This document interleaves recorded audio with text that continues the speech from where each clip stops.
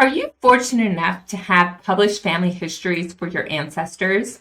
Do you read them and find them acceptable for the skills of the past, but lacking for modern and future family members? Today, let's address the question of whether you should revise a previously published genealogy book.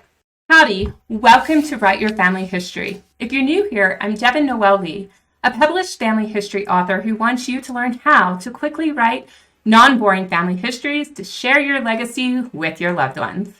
Today's viewer mailbag has an awesome question that I am sure many genealogists have considered.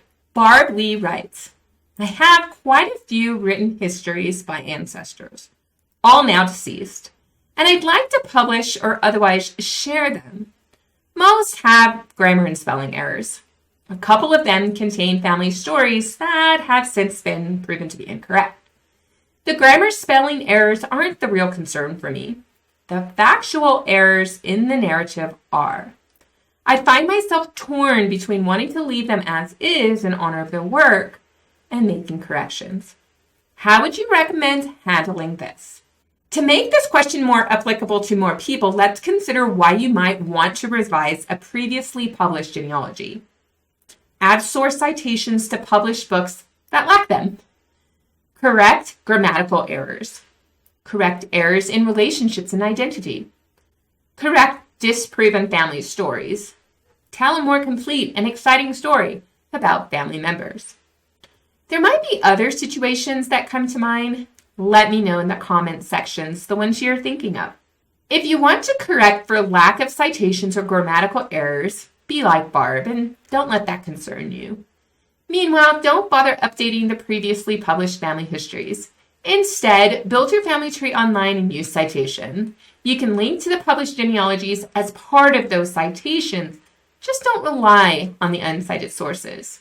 Then direct your relatives to the latest versions of the family tree rather than the published genealogies. If you have new and correct information to add to a previously published family history, consider doing an update. You can respect the work of previous generations by titling your book in such a way that it looks like a second or third edition. Granted, the original book didn't think it would be the first of multiple editions. However, you can make a revised edition for family members to see what's new and so forth. The point is you're adding significant changes that warrant a new edition. Set up your file in the same style as the previous book. Make any additions as needed. Reformatting citations. Add subheadings for narratives. Add appendices for debunking stories after including the factual ones in the main section of the genealogy. Insert digitized documents and artifacts. However, if you need to correct only one small story or relationship detail, consider updating a digital family tree, like I mentioned before. If you're going to build off what was previously published and tell a more complete story that utilizes many of the techniques that I have shared on this channel and on my blog, then absolutely revise a previously published book. Set up your file in a similar format to what was previously created. However, recognize you'll likely make significant revisions, but by building off what was previously there, already have that pesky rough draft written. Now you're in the editing stage, so no more writer's block for you. Before we continue, if you like these suggestions, please click the like button and subscribe to this channel. Then leave a comment or a question about your struggles in family history. How do you enhance a previously published genealogy? Let me show you what I mean with 2 pages from the Matthew and Reinhold Marvin book. You'll find a link to it in the show notes. In examining this writing sample, here are a few things that I would like clarified. How old were Edward and Margaret Marvin when Reinhold was born? How long had they been married? Did either have previous relationships? What is Reinhold's birth order? Where is Great Bentley, England? What is the culture and geography like? What religion was St. Mary's Church affiliated with?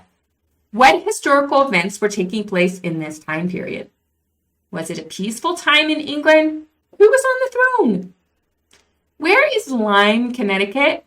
How many people lived in Lyme? Who were the governors or the rulers? And why is this town important? How old was Reinhold when he died? Where did he marry Marie? Perhaps there's little to go off record-wise, but did they marry in England or Connecticut? What? Reinhold's wife was suspected of witchcraft? This detail certainly deserves more investigation.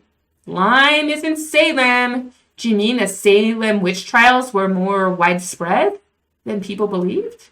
Try this sample. How much land did Reinhold inherit? Was it good land? Was the land entailed?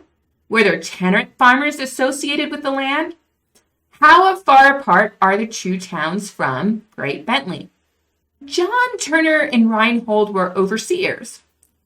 Why is this recorded in St. Mary's Register? What is an overseer? Who is John Turner?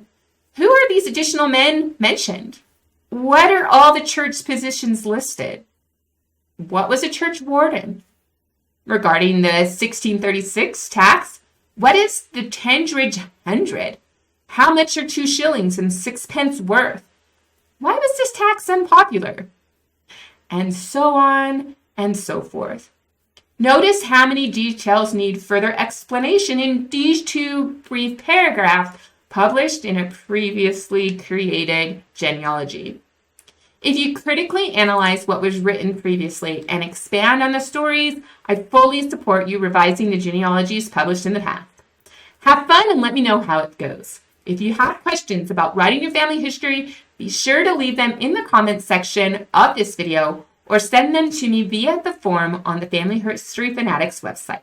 Thanks for sticking around. Remember to like the video, leave a comment, and subscribe. Then go watch this video on how to improve the context of your family stories.